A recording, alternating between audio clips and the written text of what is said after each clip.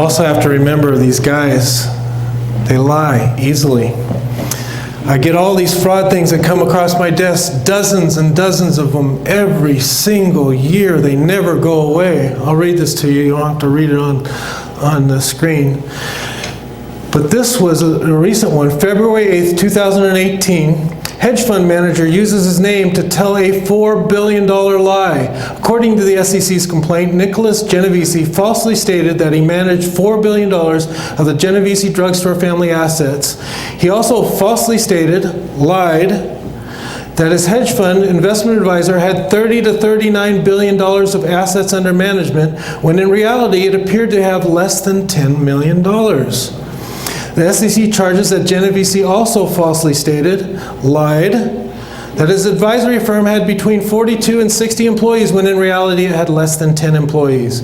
He also falsely lied, that his hedge fund had investment gains of 30 to 40% per year, when in reality it sustained losses, the SEC says. So we're going through a downturn, your account's down 5-6%, this guy comes along, hey, those guys don't know what they're doing. You know, I make 30 to 40% per year. And then you take all your money, you put it over there, and then soon after that, it's all gone. Every single dime. Can happen. Say, it can't happen to me, right? It can happen to anybody. Scott found this. Apple co-founder Steve Wozniak said he was scammed out of $70,000 in Bitcoin.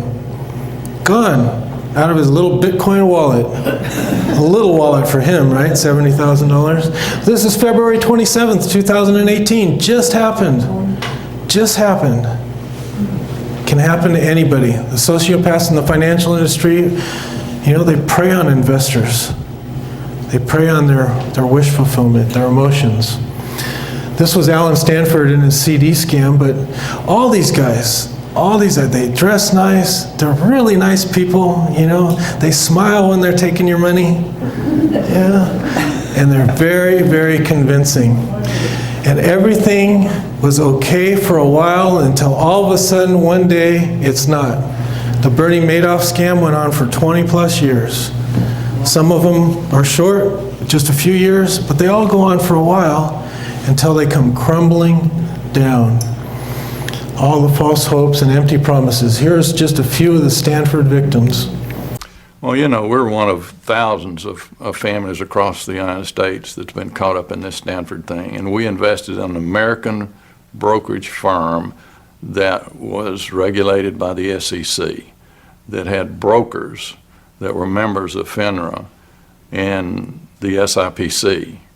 You can plan for so much as you near retirement, and this was the very, very last thing that we were prepared for, that everything that we had was going to go away, or had gone away. We didn't even know what to understand about it. We didn't even know the right questions to ask, because it was just like smacking us right in the face. Families are just destroyed.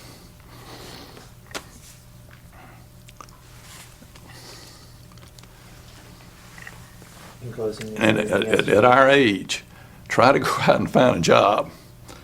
I invested my money in my retirement, my IRA, with Raymond James. Originally, my broker transferred to Stanford, and I stayed with my broker, so we ended up being with Stanford also. And I figured that we could live comfortable the rest of our lives, not extravagant, but comfortable the rest of our lives, and not be a burden on our children. Now I don't know what's going to happen. I worked 47 years in the construction industry as a construction manager. I'm a tough old construction person, but it knocked me to my knees. It's something I had never dealt with. All of a sudden, I'm going to be without money. I got enough for us to live 4 years pretty comfortably. As long as we budget ourselves and scrimped and saved, we'd be all right for at least 4 years. But also knew that that wasn't much of a future. In 4 years, I had to be either working or dead. And not afraid to work, but this is supposed to be my golden years. He turned my golden days into a nightmare. Wow. Yeah. And it's not just about the money. The emotional anguish for these people is just beyond belief. Beyond belief, and it lasts your entire lifetime. Here's the thing though, you don't need to know which financial professionals are lying to you or deceiving you or covering up or guessing or ignorant or fraudsters if you follow the Royal American Prudent Diversified Fundamental Rules of Investing for your lifetime. Everything that we do for you is out in the open. That's why we don't mind a bunch of clients getting together in a room. You guys can all talk to each other, right? If Scott's doing something wrong, you can tell me about it, and you guys can tell each other. But he's not, right? We're going to stick to the prudent basic fundamentals. All the securities in your account are large, publicly traded securities that you can check on. Your money is held at a third-party custodian where you can verify that. Without Scott and myself, it's your money. You can go directly to the custodian to verify anything at any time. These guys that get caught up in the fraud, these fraudsters are the ones that hold the money. Okay, one of the big red flags. So we want to be this advisor for you between you and the big mistake.